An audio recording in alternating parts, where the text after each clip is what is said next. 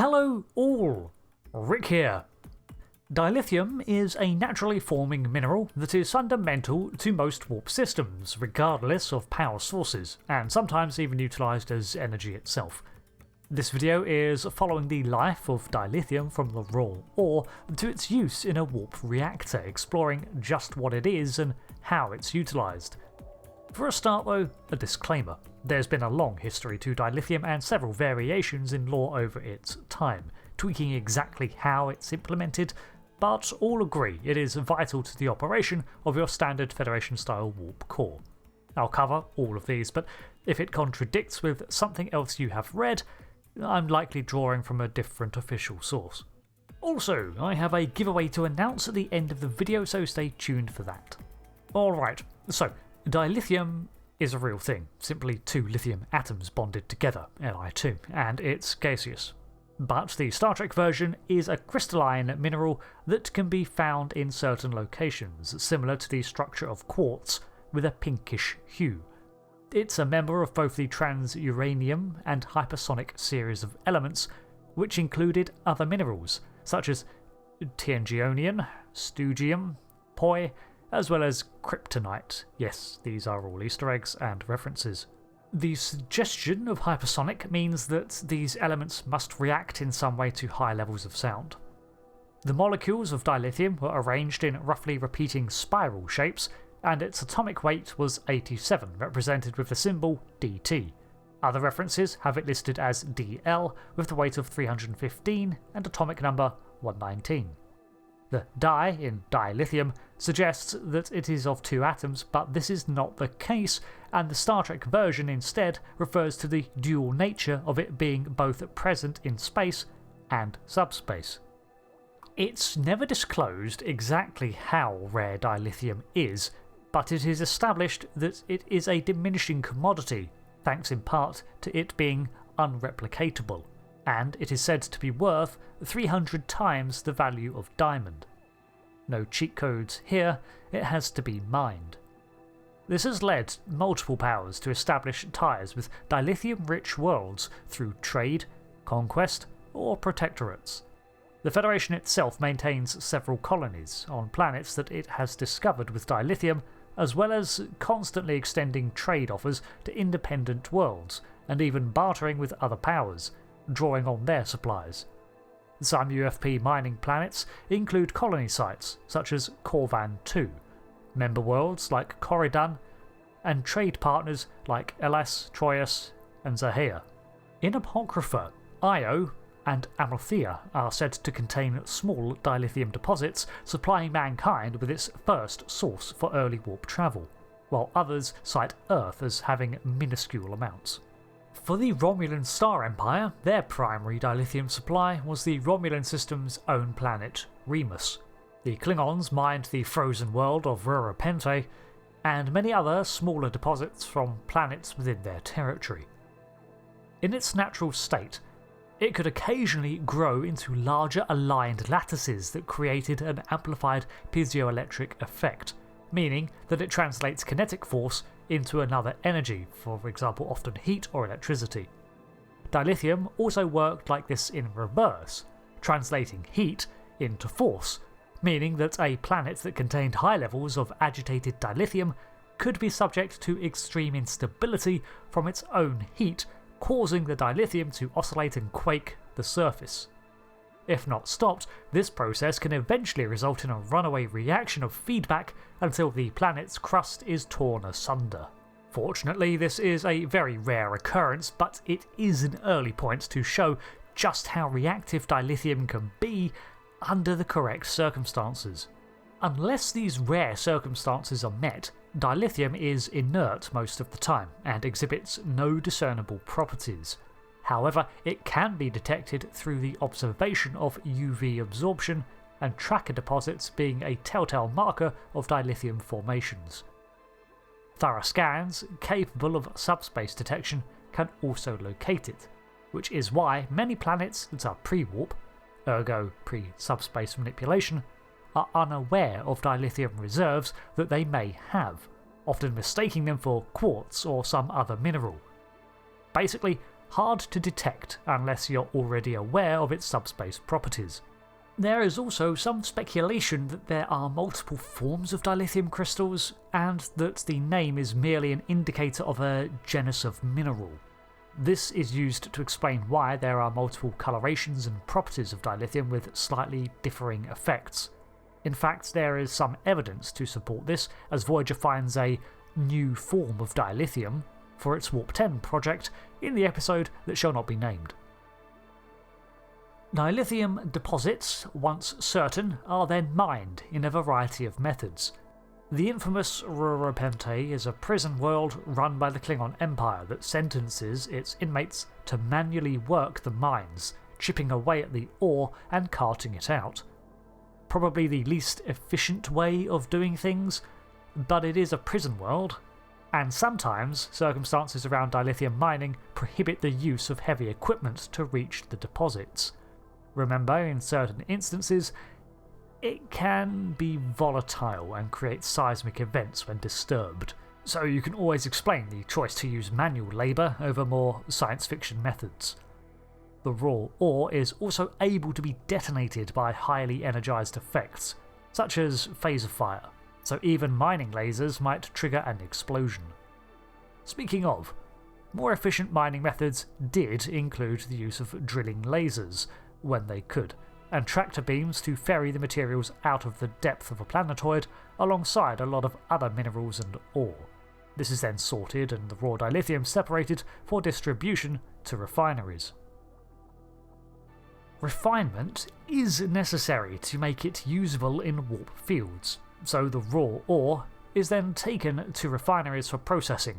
Such refineries are well defended or in the heart of territories to protect them and might not always be on a planet. The Federation was fond of utilising asteroid bases as such facilities due to safety concerns.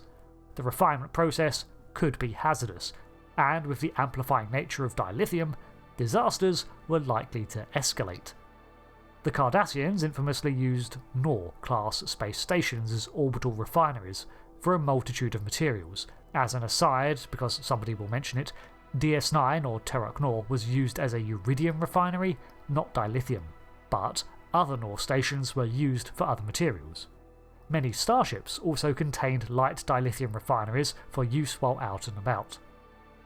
Refined dilithium has its subspace interactions amplified exponentially and can come in a variety of levels of refinement affecting its hue and adaptability.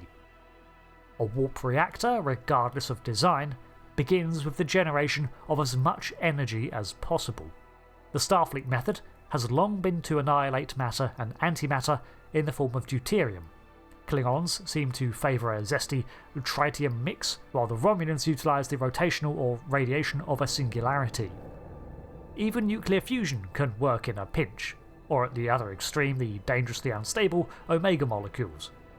However that energy is created, it is then channelled through a warp reactor into a converter assembly chamber containing carefully calibrated dilithium crystals. This is where dilithium's unusual relation to spacetime is kicked into overdrive, and it generates a subspace field, which is then channelled into the ship's warp nacelles, or equivalent. This is then converted into a warp bubble, and there you go. Along the way are all sorts of other systems and complicated physics. Somehow warp plasma is involved, and so on, but this is beyond dilithium's role in the process.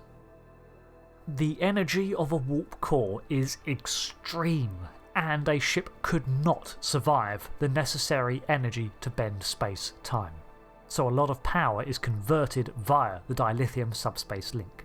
The burn event in Discovery shows us exactly what happens when that subspace property of dilithium is suddenly disassociated, regardless of a cause. Rendering dilithium into a mundane rock mid-reaction would spell disaster. For this reason, a warp reactor chamber is the most shielded part of a ship, from all sorts of radiation and effects, although a lot of subspace issues can unfortunately bypass physical matter. Dilithium's use in the warp reactor eventually diminished the refined crystal until it was unusable, its structure unable to consistently channel the tremendous power flowing through it. This means that every so often, dilithium crystals had to be extracted from the core and replaced, the old ones discarded. Triolium L was used as a preservative in the reaction, partially recrystallizing them, but even this only delayed the breakdown. Alternatively, recalibrating the crystals and the reactor might let you get some more use out of a crystal before it needs replacing. Other methods included photon bombardment to reform the dilithium or nurturing chambers to encourage new crystalline growths over a long time.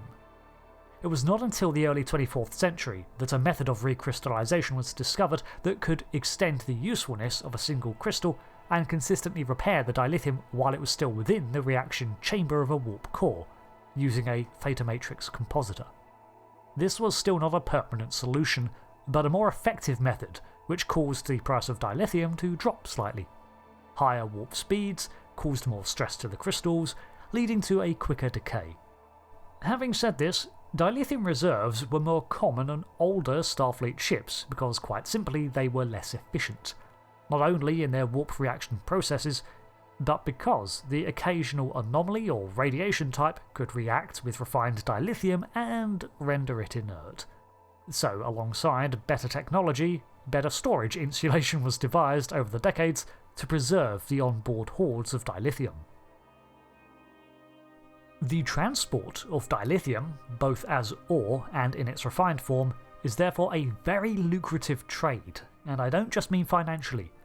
Even the Federation, where member worlds do not need to exchange currency, still gain from the dilithium trade in status and other barters. Many cargo authorities are willing to transport dilithium as it's always in demand, from independent to Federation-managed organisations. However, it's also always making for a tempting target for pirates and such, especially in the early days of the Klingon Empire. Much of the Klingons' houses' dilithium reserves could come from purloined freight. On top of this, numerous species in the past, even Federation member worlds such as the Tellarites, have engaged in the illegal mining of dilithium on planets that have not granted their permission, and such competition over it is only going to increase as the resource is tapped out over the centuries. This is not even touching on the Reman and slave-operated mines that the Romulans ran on most of its territories. Troublingly, from what we suspect in beta content, the Romulans did not need as much dilithium as the Federation because of their choice of singularity warp drives. This means that much of their dilithium was then likely traded or sold through the markets, probably ending up in the reactors of even the Federation's vessels in the end. The dilithium trade has its darker side too, for sure. This unique interaction with subspace is the sole reason dilithium is so unique, and in order to find a replacement, you'll need some form of resource or technology that can convert a vast amount of energy into a subspace field without being blown apart under the stress. There have been other forms of faster-than-light travel established, but none that are as convenient and, let's face it, lucrative as the dilithium trade. The only thing that remains unanswered for me is, what happens to all the completely decrystallized and spent dilithium? I assume it is the eventual waste product of this reaction, and from what we've seen, it's not dangerous or radioactive. People handle it all the time, so I guess it's just dumped? Or recycled as salt lamps. Thanks for watching this breakdown on dilithium crystals. I think they best exemplify the technobabble nature of Star Trek, in that it's all solid theory within the context of its own universe. Also, the lovely people over at Dramatic Labs have offered me a giveaway to you of the narrative-driven tale of the USS Resolute in Star Trek Resurgence. There are up to 10 free game keys across PlayStation 4, 5, Xbox One and PC that I can offer the first 10 people who find and DM me with the secret phrase I hid throughout this video. For those watching in the future, check if it is a week later than this video went live. If it is, I'm sorry the giveaway has ended. To enter, simply follow me on Twitter or X and direct message me the phrase found within the video along with the platform on which you'd prefer a copy of Star Trek Resurgence. There is a time limit set within the first week of this video being posted, so entries after 7:30 PM after this date will not count, I'm sorry to say. I'll link my Twitter X account in the details of the video, and you can find another link over on the Certifiably Ingame YouTube channel page. As a reminder to everyone, don't follow any links in the comments, and check if it really is Certifiably Ingame if you see someone offering you a giveaway via that section. Thanks for watching this dilithium breakdown, and good luck out there. Until the next one, I have been Rick, and I'll see you later for another video. Thanks again, and goodbye.